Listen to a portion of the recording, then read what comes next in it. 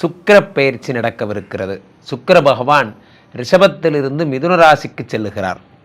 மிதுன ராசிக்கு செல்லுகின்ற சுக்கிர பகவான் ஏற்கனவே அங்கே இருக்கிற தேவகுரு பிரகஸ்பதியை மீட் பண்ணுறார். சும்மா இல்லை சார், தேவகுரு பிரகஸ்பதியும் அசுரகுரு சுக்கராச்சாரியாருமாக இணைந்து புதனுடைய வீட்டிலே அருள் பாலிக்க போகிறார்கள். புதன் ஒரு சுபக்கிரகம்.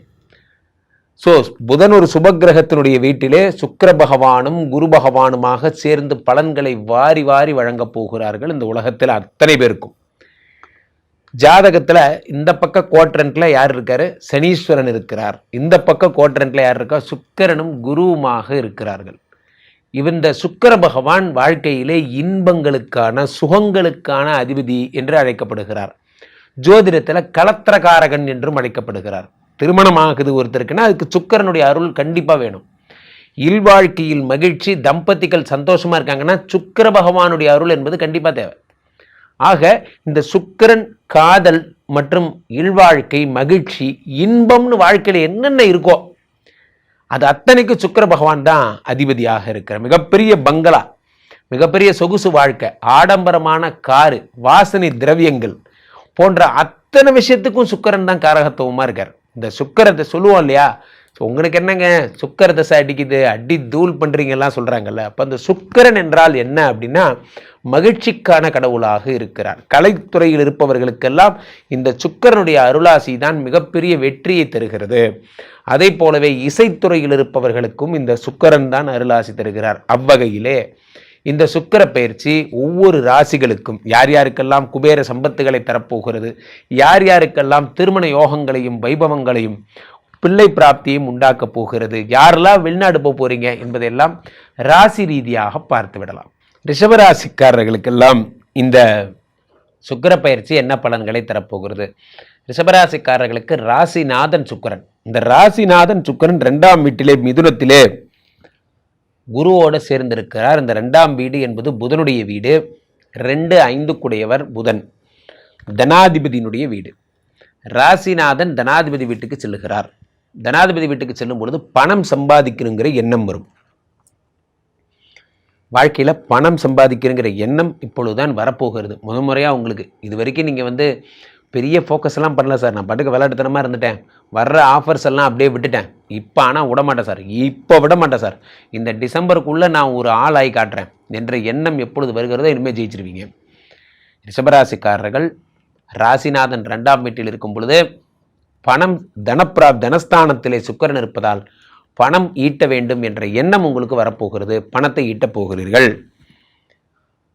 2ஆம் இடம் ஃபார்மா கம்பெனி வச்சிருக்கிறவங்க, மெடிக்கல் ஸ்டோரு, அதே மாதிரி மெடிக்கல் எக்யூப்மெண்ட்ஸ்னு சொல்லக்கூடிய க்ளவுஸு போன்ற விஷயங்கள், காகிள்ஸு, மாஸ்க்கு, மெடிக்கல் எக்யூப்மெண்ட் சப்ளை பண்ணுற அத்தனை பேருக்கு மிக அற்புதமான ஒரு காலமாக இந்த காலம் என்பது அமையும். 2ஆம் வீடு என்பது பேச்சு. அந்த பேச்சில் சுக்கிரன் இருக்கும் பொழுது ஒரு பழத்தில் ஒரு தேன் தடவியது போல இனிமையான பேச்சாக உங்கள் பேச்சு அமையும். பேச கற்றுக்குவீங்க சார். வாழ்க்கையில் பேச கற்றுக்கிறது தான் பெரிய விஷயமே. அதுதான். ஒரு சாமியார் ஒருத்தர் இருக்கார், ஒரு ஸ்டேஜில் இருக்கார். ஒரு சாமியார், ஒரு பெரிய குருமார், ஞானி. இந்த ஞானி என்ன பண்ணுறார்? ஒரு போட்டிக்கு போகிறார், ஒரு மார்வேஷ போட்டி. அதுக்கு அவர் ஒரு தலைமை விருந்தினராக கூப்பிட்டுருக்காங்க. போனவர் என்ன பண்ணுறார்? அங்கே இருக்கிறவங்களுக்கெல்லாம் பரிசு தரார். அந்த நிகழ்ச்சி முடிஞ்சது. பரிசு வாங்க வந்ததில் ஒருத்தர் துறவி மாதிரி நடிச்சிருந்தார். அந்த துறவி மாதிரி நடித்தவரை கூப்பிட்டு கேட்குறார். இந்த ஞானி கேட்குறார், எங்கேப்பா போயிருந்தேன், உன்னை ரொம்ப நேரமாக தேடினேன், எங்கே போயிருந்தேன்னு சொல்லி கேட்டாராம். அப்போ அவர் சொன்னாரா, ஆக்சுவலாக அவர் மிஸ் பண்ணிட்டார், அவர் எங்கேயோ மறந்துட்டார், ரொம்ப நேரம் டைம் வேஸ்ட் பண்ணிட்டார், இவர் இருக்கிறதே மறந்துட்டார். அந்த நேரத்தை எப்படி அவர் சமாளித்தார்னா, கொஞ்ச நேரம் துறவியாக இருந்த என்னாலேயே இந்த பரிசெல்லாம் ரிசீவ் பண்ணிக்க முடியல, இதெல்லாம் எதுக்கு நமக்கு ஆடம்பரம்னு நினச்சிட்டேன், நீங்களாம் ரொம்ப வருஷமாக துறவியாக இருக்கீங்க, உங்களெல்லாம் பார்த்தா பெருமையாக இருக்குன்னு சொல்லி சொன்னாராம். அந்த பரிசு கொடுக்க வந்த ஞானிக்கு என்ன சொல்கிறதுனே தெரியலையாம். திட்டணும்னு நினச்சாராம், ஆனால் திட்ட முடியலையா. இப்படி சொல்லிட்டானே, அப்புறம் என்ன திட்டுறது, சரிப்பா சந்தோஷம், இந்த பரிசை வாங்கிக்க, நீ எங்கே போனாலும் பொழைச்சிப்ப அப்படின்னு சொல்லி அனுப்பி விட்டாராம். ராசிநாதன் 2ஆம் வீட்டில் இருக்கும் பொழுது அந்த சாதுரியம்.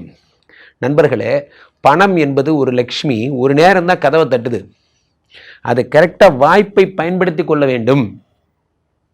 உலகத்தில் ஜெயிக்கிறவங்க தோக்கிறவங்கிறதுக்கு ரெண்டே வித்தியாசம் தான் சார். வாய்ப்பை சரியாக பயன்படுத்திக்கிட்டவங்க ஜெயிக்கிறவங்க, வாய்ப்பை மிஸ் பண்ணுறவங்க தோக்குறவங்க.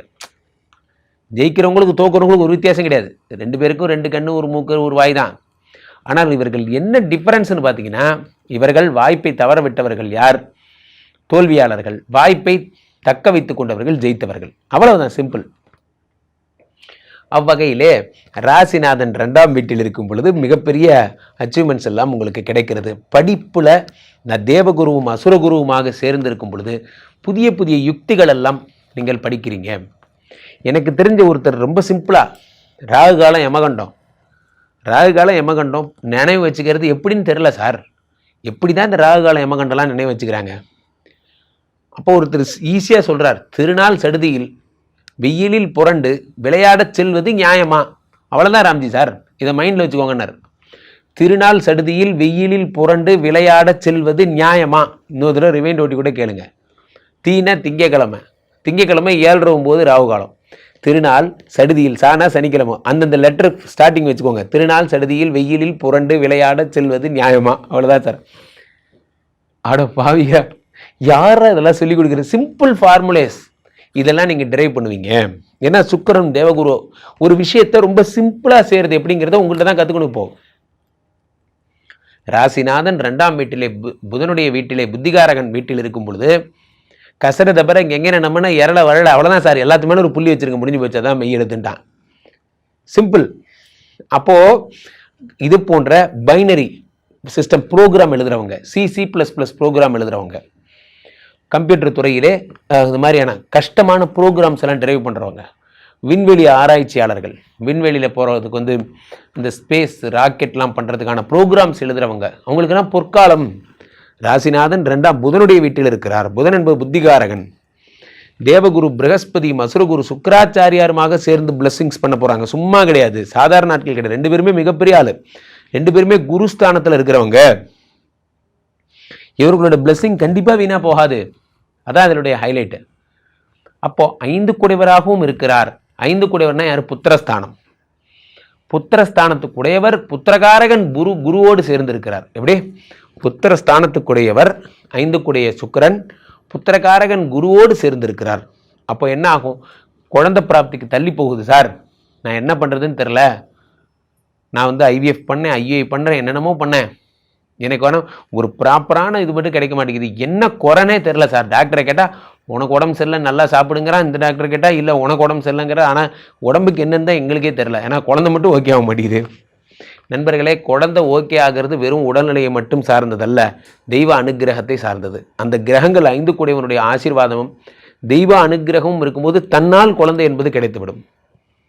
ரிஷபராசிக்காரர்களுக்கு பிள்ளை பிராப்திக்கான நேரம், குழந்தை பிறக்க போது. உங்கள் வீட்டில் மகிழ்ச்சியும் சந்தோஷமும் தாண்டவம் ஆடப்போகிறது. உங்களுக்கான நிஜமான சந்தோஷத்தை நீங்கள் அடைய போகிறீர்கள்.